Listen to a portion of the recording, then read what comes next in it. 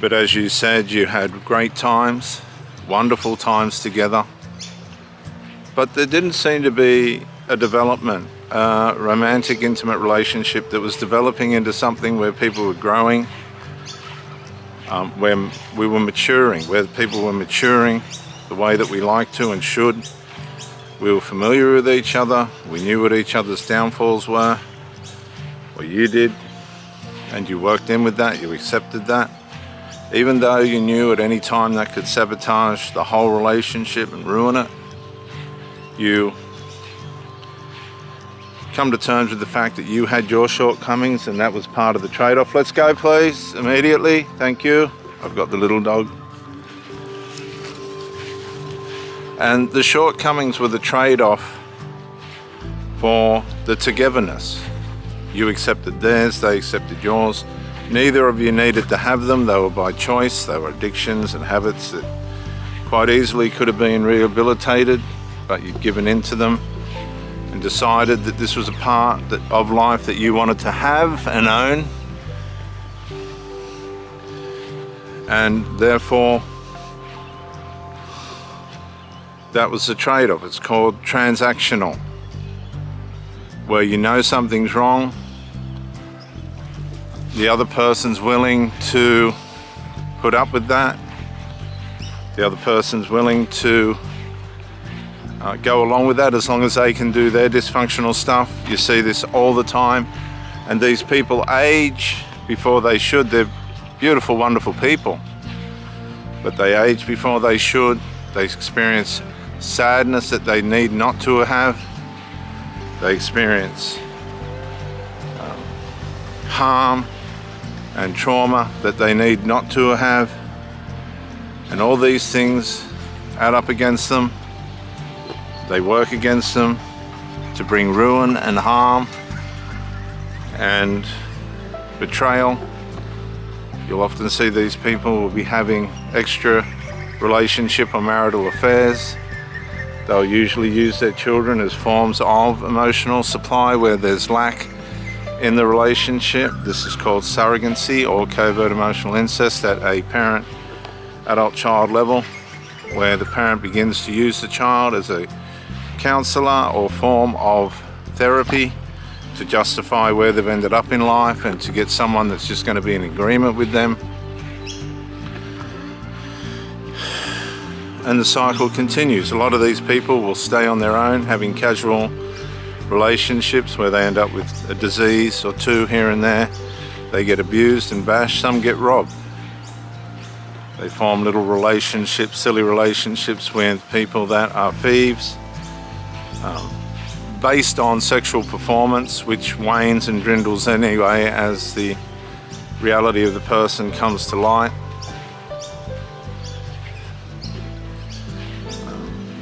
And as I said before, they choose counselors and people that they confide in that couldn't save themselves, let alone help anybody else. This in turn brings a toxicity even into resolution, even into resolve. So resolve's not something that truly exists. It's just a matter of being cordial with, and here we go. Don't.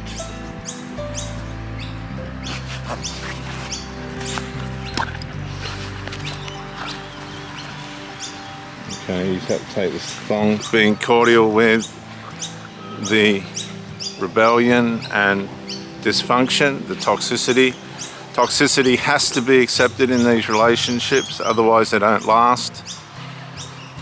If you're not prepared to accept the toxicity, then you are not welcome into the life of these people. Toxicity's high on the menu, the psychological relationship menu. Here we go.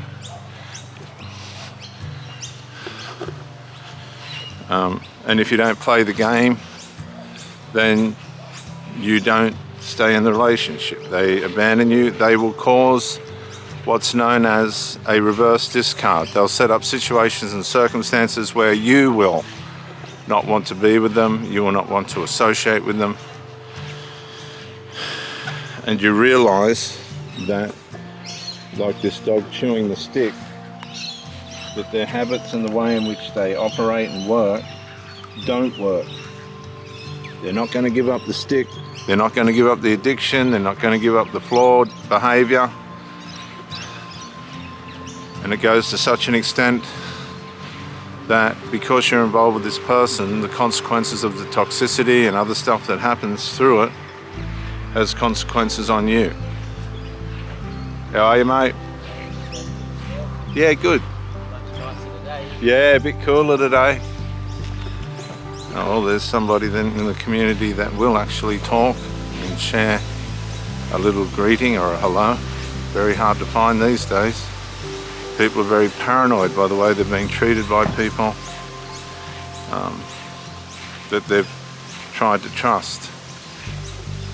We're not into relationships to accommodate people's dysfunction. Let's make that clear. And these dysfunctions and toxic behaviors will come out and manifest as the relationship goes on. As the relationship goes on and people tire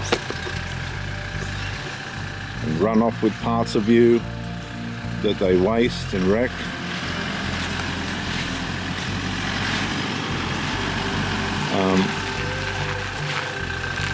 You will not be able to tolerate this for very long. Here.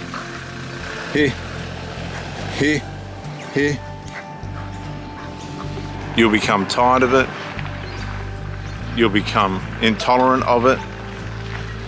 You'll ask this person to change, and the fact that they're not changing shows you that there's a deep inner part of them, rebellious part of them, that doesn't want to do what's right for the relationship that they're having with you. It's got no intention of. They've got what they wanted from you. You've been used. You're no longer of any value. You're no longer of any consequence to that person. It doesn't matter how you... I've seen these vicious, covert, narcissistic women throw men away like they were rubbish. Like they weren't worth anything. Like they never even had intimacy with them.